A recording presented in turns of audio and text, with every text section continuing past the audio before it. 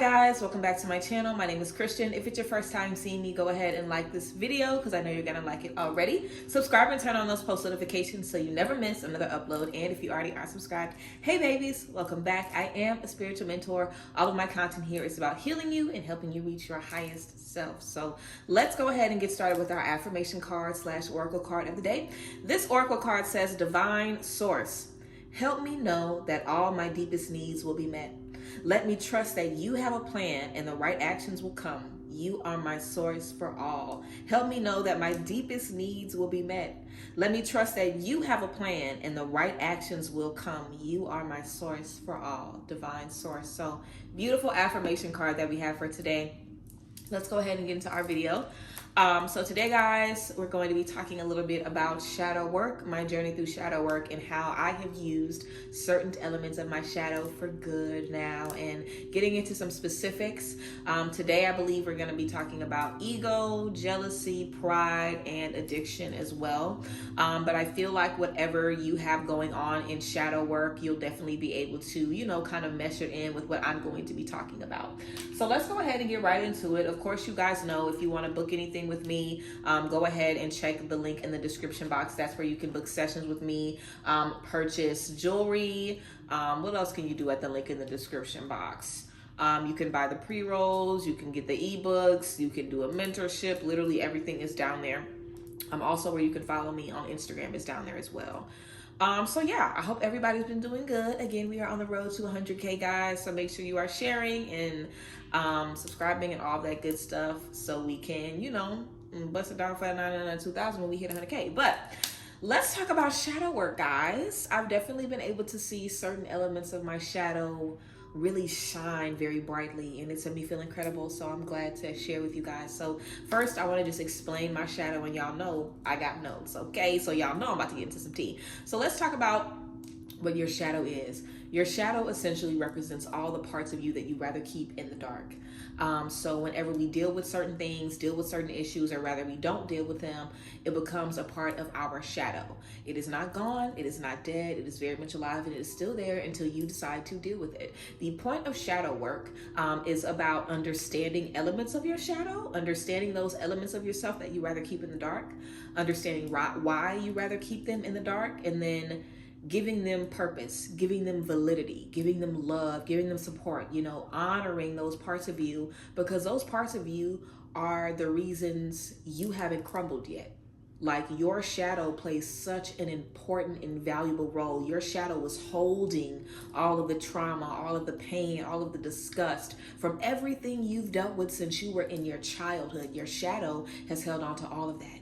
And with shadow work, we can understand our shadow a little bit better. And also, of course, like we're going to be talking about in today's video, make your shadow work for you. And I think that's the best thing, because I feel like through every element of our shadow, however we gain shadow elements, there is trauma that comes from that, there is pain, but there's also a lesson in all of those things. And I feel a lot of times we focus on the trauma that we take on from these different things that happen in our life. And this is such a good fucking video. Everybody in the world needs to see this. But there's so much trauma that we take. We can only focus on the trauma, and it is only after we deal with the trauma we're able to see the lesson. And if you get to the lesson, the understanding, and the purpose in each shadow element, if you get to that, then you'll be able to use it for your good. So I wanted to also talk about the relationship with your shadow. So typically our shadow is something we like to keep in the dark, right? Shadow self, we want to keep it in the dark. We don't really want to talk about, what we're jealous of, what makes us our angriest, or what addictions we have, or what bad habits we don't let go, what negative things we still align in our life. Everybody has a certain element of self-sabotage. Everybody has a certain element of fear, anger, just deep sorrow, insecurity. We all have those different things that lie within us, and understanding those things and connecting with those things is the only way to get peace about those things. So a lot of times we keep our shadow in the dark with the door closed. Imagine that, the kid that gets all of the beatings, the kid that gets all of the hell, the kid that gets all of the stress put on them is locked in a room 24/7. Imagine that. Or imagine the kid that has all of that stuff done to them, uses those experiences to get strong, to get tough, to get brave, to get courageous. And they're always called when somebody needs their ass whooped.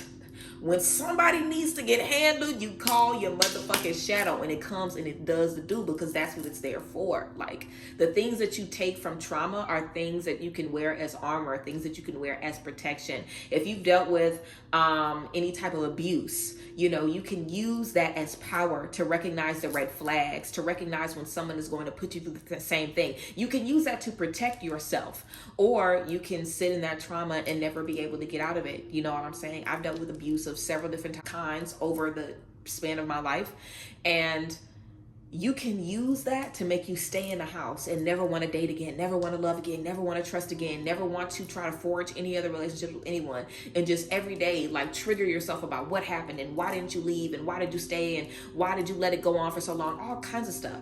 You know, like, why did I do this? Why did I do this? You can question yourself about it, and you can let your shadow self serve you in that way, which means you'll be now doing it to other people. You'll be giving other people the pain and the frustration you'll be dealing with. Or you can use that for your benefit and recognize the red flags so you know when something is about to happen, and also so the people around you are not protected by your trauma.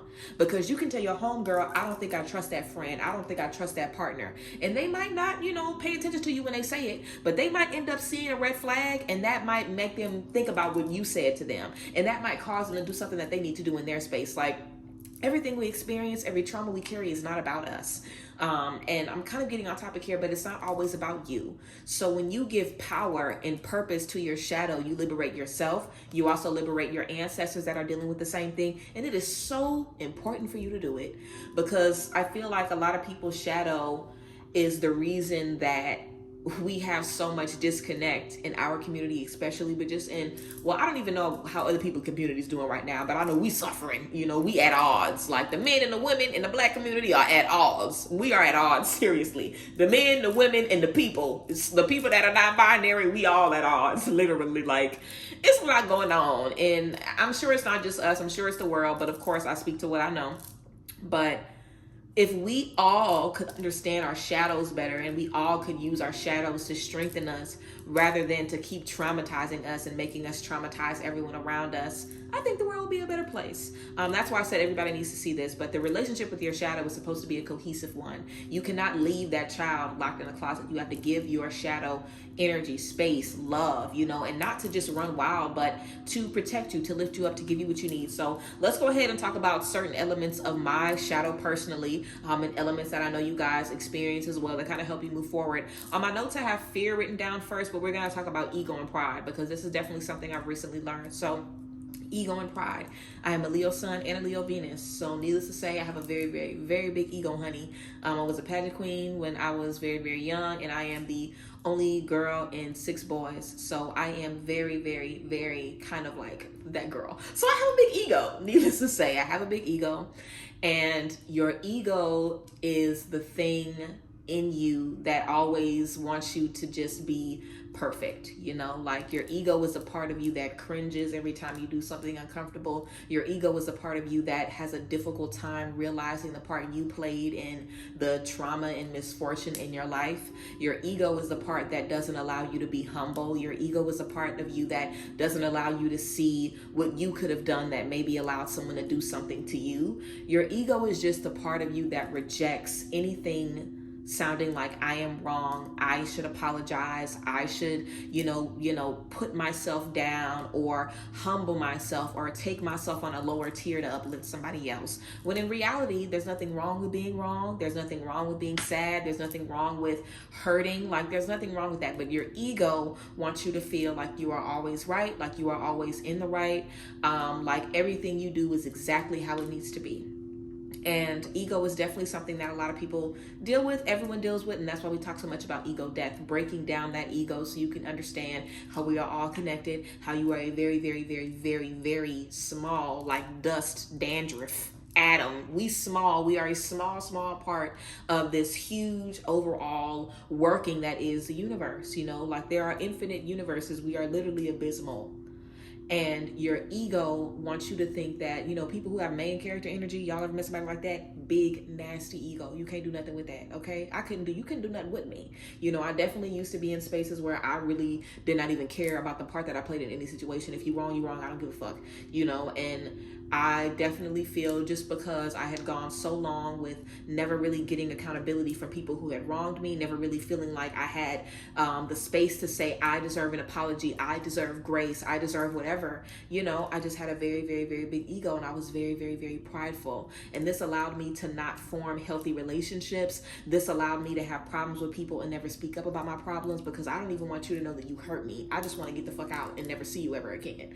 Like, I went a long time where I had never even had a breakup face to face. Everybody I've ever broken up with, I like texted them and did it, or like just cut them off and blocked them. Like, seriously, like, my ego and my pride stopped me from ever wanting to look broken, ever wanting to acknowledge my brokenness. So there was so much in me that didn't go healed. And every time someone picked at my ego, or somebody didn't treat me like I was the most important thing to them, I was very quick to just be like, oh, well, fuck them. That also made me take everything personally. You know, so if you hurt me, bitch, it's about me. It's me and you. And now I know that if somebody hurts me, it ain't got nothing to do with me. You know, it's always about the other person. You know, my ego also made me feel like, how dare this person do this to me? How dare this person violate me? And what does that turn into? There's something wrong with me. There's a problem with me. And then you're also telling yourself, ain't nothing wrong with me, though I'm perfect. Like, it's literally like a vicious cycle that your ego will take you on. And I definitely had to break that all the way down, you know, and really, really work on my ego and work on my pride and work to understand life and the part that I play in life and the humility that it will take me to get where God wants me to be.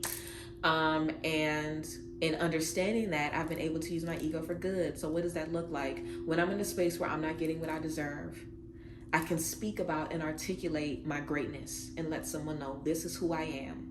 This is what I have done. This is how I feel. This is where this conversation is going to go. This is where I feel our relationship is going to go. How do you feel about that? My ego and my pride allows me to be comfortable in what I have to say, but also my humility allows me to give someone the floor to say whatever they want. And my ego doesn't make me be like, oh, well, no. Like, my humility, again, allows me to accept what someone has to say and then move forward. But also, my ego and pride will keep me in check.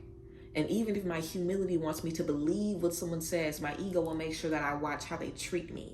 My pride makes sure that I don't ever accept anything below my standards, ever. Sometimes we can be too humble and we can let people really play with us. I'm a very humble woman, very, very humble. I know who I am. I'm a very great woman, but I'm very, very humble.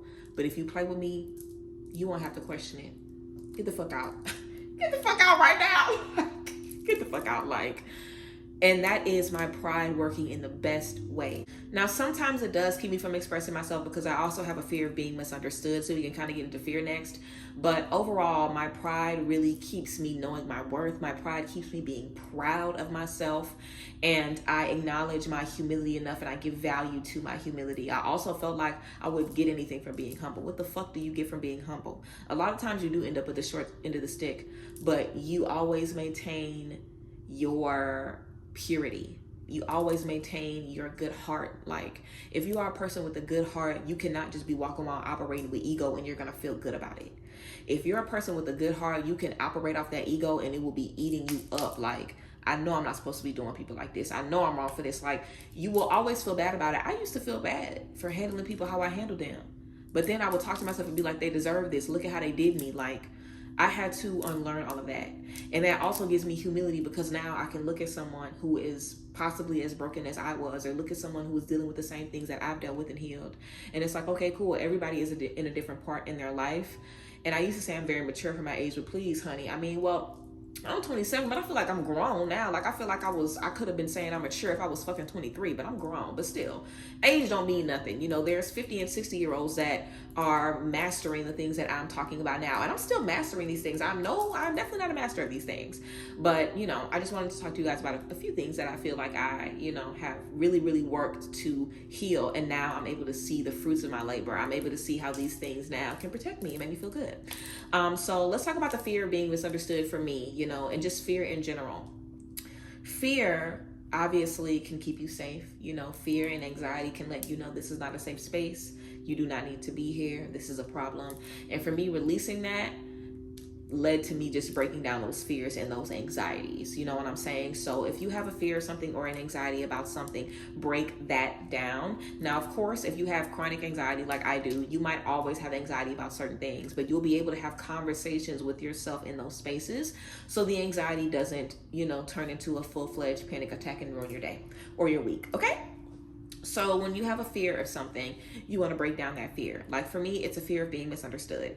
It's very hard for me to be vulnerable because if someone does not understand what I'm saying, I will feel so played and so stupid and so like undervalued. Like I just hate how I feel when I pour my heart out to somebody and they don't get it. And I know they don't get it because of their own ego. You know what I'm saying? Like it's one thing if we just talk in two different languages. It's another thing if you aren't even listening to understand me. So that's something to think about too. If you also have the fear of being misunderstood, understand that everybody doesn't listen to understand what you're saying. You can always speak to be misunderstood, but a conversation is a two-way thing. So sometimes you approach situations thinking that if you do the right thing, you're going to get the right thing back. And that can sometimes be a thing of pride and ego too. Like just because you do something good, you're supposed to get something back. That's not how that works. You can do good things and be getting hell for 5 months before you see your first glimmer of hope. That's not how the universe works, you know, and everything, it might seem like hell to you, but I guarantee you it's probably setting you up for a bigger purpose, and God does not see things the way we see them. So, you know, sometimes we don't understand the purpose behind certain things that we step into. But yeah, I was in a space of being, you know, afraid of being misunderstood. So this made me not want to speak up. But now, if I have a fear or an anxiety about being misunderstood or about, you know, going somewhere or doing something, I first check myself, like, is this an irrational fear? Or is there some energy in this space that needs to be checked?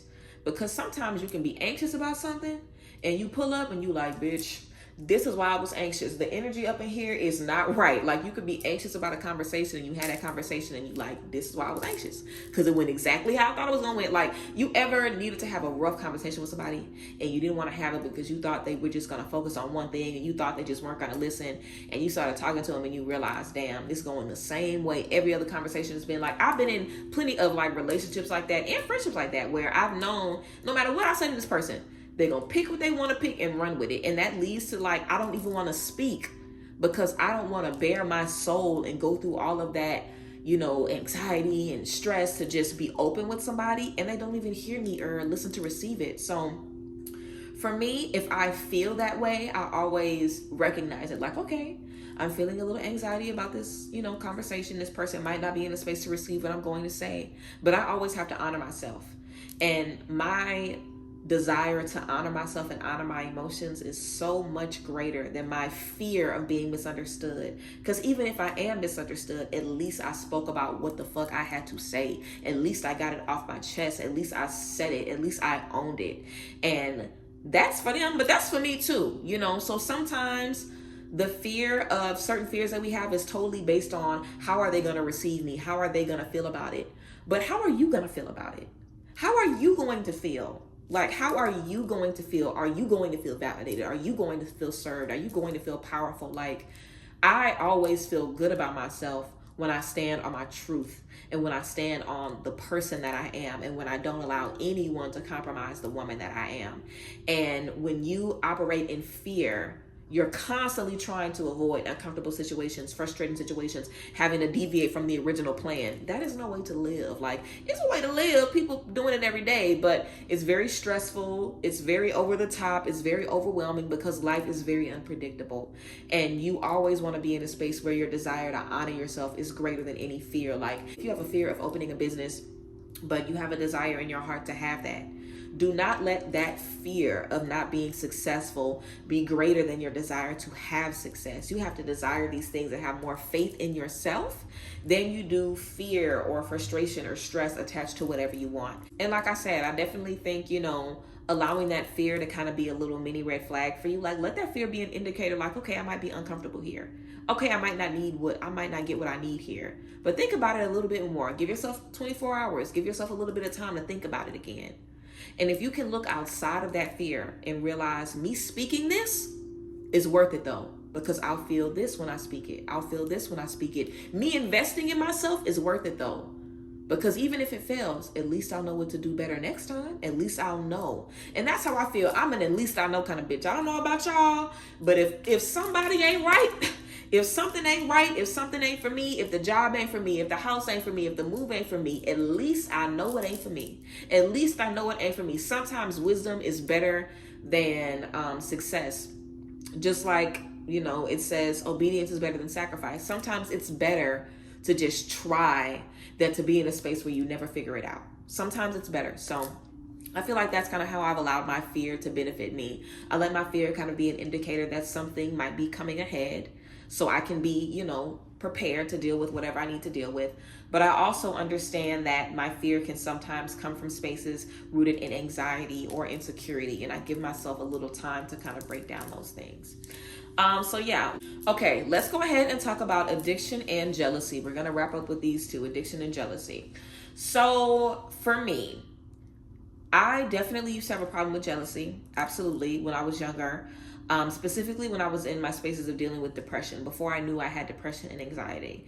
I definitely remember having panic attacks in elementary school. I remember experiencing depression at a very young age, and I just did not know what it was. I thought it was normal, the things that I would experience when I would get scared or sad, but it was not. So for me, I would definitely be envious of people who are naturally happy, like the people in school who are naturally laughing and happy and joyous and cracking jokes at 7 a.m. Like, I would be so aggravated and so annoyed by them, because I knew that if I was doing that I was faking it, like I didn't feel like I had the raw just type of joy of life that a lot of people experience. And who knows, maybe they were faking too. It wasn't even about them.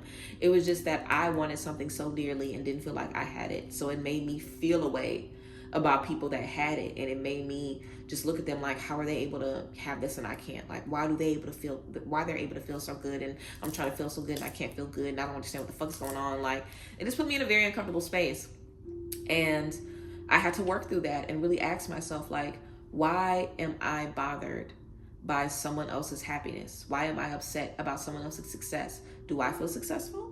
And if I don't, then why not? Do I feel happy? And if I don't, then why not? And address those things within myself. And I feel now how energies of jealousy or envy kind of protect me, because I don't have a jealous bone in my body or an envious bone in my body anymore. I've definitely dealt with what I've had to deal with. I understand that everything is a season, and I don't know anybody's life or journey. Who's to say that anybody is so happy? Who's to say that anybody is so successful? I'm working hard just like everybody else is doing the same, and we all get to our destination in different spaces, but our journey is our own. I did a lot of work to understand that and release that and just be acceptant of what God wanted me to have when God wanted me to have it. But definitely now, if I'm feeling jealous or envious about anything that I'm seeing, then I definitely know that somebody around me is not where they need to be. And that's in a sense of, I have an energy around me that's nasty, because I usually don't ever feel jealousy or envy for anybody. So I know if I do, it has to be coming from somewhere else. Like, that's not even an energy I resonate with anymore. That's not even a frequency that I align with. And it's not to say if you do that's a problem. I just know myself. I know myself. I know my shadow. I know what I'm dealing with. I know what I'm not dealing with. So I can recognize, okay, I'm feeling this, but I know it ain't me. I think that's important too. You have to recognize what energies are coming from within and what energies are coming from other spaces, and we could talk about that well in a whole other video. But yeah, whenever I'm feeling energies of envy or energies of jealousy, because I'm very satisfied with my life, I don't have a reason to feel a way about anything that anybody else has going on. Like, I just don't. So when I'm feeling those things, I know that there is someone around me that either is dealing with stress, someone around me that's feeling overwhelmed, someone in my space that's, just feeling down on themselves, because I feel like jealousy and envy is the first place that a lot of times we go when we reach a space of being discontent. Like, when you are dissatisfied with your life, I feel like the next stop on the train is jealousy. Because you're dissatisfied, and then what are you going to do? Look at people in their car, in their marriage, in their house, in their vacation, and you're going to be mad about it. You're going to feel a way about it. And you don't even need the seconds it takes to identify it as jealousy. You might not even know it's jealousy, but that just is what it is. Like, people think jealousy is such an ugly thing, and it is. It's not a pretty thing. It's bad, but it's not a pretty thing. But that doesn't mean that it isn't a real thing. It doesn't mean that it isn't a valid thing. And it doesn't mean that because you've experienced energies of jealousy that you can't shake back from that. Like, obviously you are dissatisfied. So figure out how to satisfy yourself, and you're not going to feel that dissatisfaction that leads to jealousy. Like, come on now. You know what I'm saying? And I think that a lot of times people see that and feel that, and they instantly want to turn away, or they don't want to look at it. Just like I said, if you don't deal with an element of your shadow, it will not go away. It will not go away. So I know that if I'm in a space where I'm feeling that, then I feel like I'm definitely picking it up from someone around me that could be in a space of dissatisfaction or being discontent. And because of that, you know, they could be getting approached with all of these different things, you know. And another thing too, every element of your shadow, like I said, there is a lesson hidden in it. So if you're experiencing jealousy in something, I feel like there's a lesson there. Like, how can you do more? How can you feel like you are doing all you can? How can you feel like you are showing up for yourself in a way that allows you to appreciate what a lot of people have going on? Like, jealousy can show up as a lot of different things. You being impatient can show up as jealousy. You're ready for your blessing right now. You don't want to wait. You see people that didn't have to wait. Why do you have to wait? It could be you feeling insufficient. You feeling like the work that you're doing, you're not getting the same results as these people or these people. So what are you doing wrong? That could lead you to feel jealous. It could be a lot of different things, but it's typically always about you. So yeah, those are a few different spaces where I feel, you know, jealousy can kind of let me know that someone around me is experiencing something. And lastly, we can kind of talk about addiction. And like I said, when you are absorbing the energies of others because of just who I am a fucking portal. So when you're absorbing everybody's energies, and you feel something coming from someone else's energy, it's important to be mindful of that. And like I said, we can definitely talk about that as well in another video. But let's talk about addiction. So I definitely have had my run with, you know, addiction in my past. And I definitely feel, as someone who has had addiction in my past, I understand. Well, for me, I think it's different for everybody.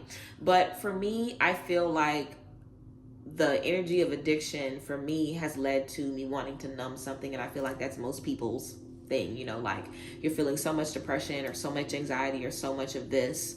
You take something and it makes you feel better, so you want another one and another one and another one, you know what I'm saying? Or you start doing something that makes you feel great, so you want more and more and more and more.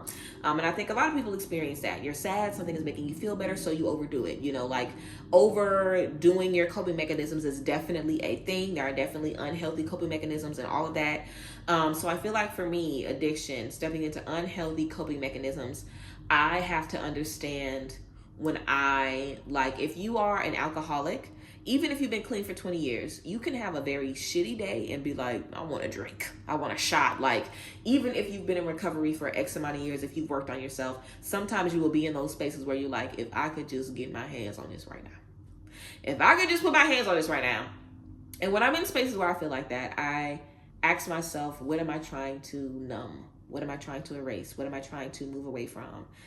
And then I really challenge myself to just deal with it, because I guarantee you dealing with it is going to be more valuable to you than setting yourself back in your sobriety, setting yourself back on your journey, or whatever you're addicted to. Going into it one more time shouldn't be more valuable than your desire to keep moving forward. And I feel like that's the biggest thing about using your shadow for good. Your ability to be good, your ability to do good, your desire to want to do good, your desire to want better for yourself, your desire to want a healthy, wealthy lifestyle that starts within has to be greater than your desire to be nasty, your desire to fall back into the old habits of lying and scheming and manipulating. It has to be greater than your desire to, you know, fall immediately into rage, or your desire to fall immediately into jealousy or, you know, hate. It has to be greater than that desire.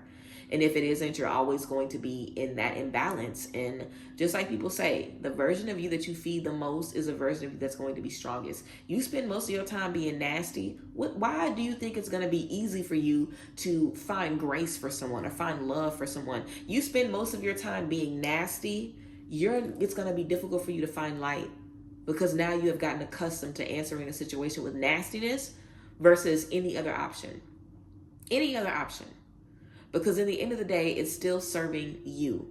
However it's serving you, whatever way you think it's serving you, it's definitely doing you more harm than good. But in the moment, that rage, flashing, getting high, whatever, in the moment, it feels way better than whatever you were just experiencing. It feels way, way better. But after the fact, when you are left with the remnants of whatever you've messed up, essentially, or fudged up or whatever, you're going to have to go back to the drawing board and get closure. And if you don't, you're going to end up on a cycle where the same thing is happening over and over again. So yeah. So yeah, guys, that's basically the tea. I walked you guys through a couple of elements of my shadow and a couple of elements that I think you guys can definitely relate to. Those are the things that came to me, so I hope they definitely been beneficial for y'all.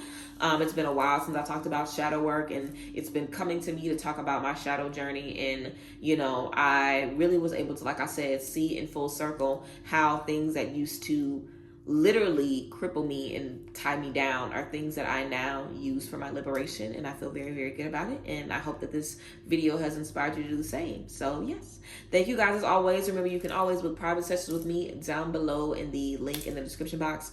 And yeah, I love you guys. I appreciate y'all for being here. And yes, I will see you guys later on. Bye guys. Bless. Thank you for being here, of course, as always.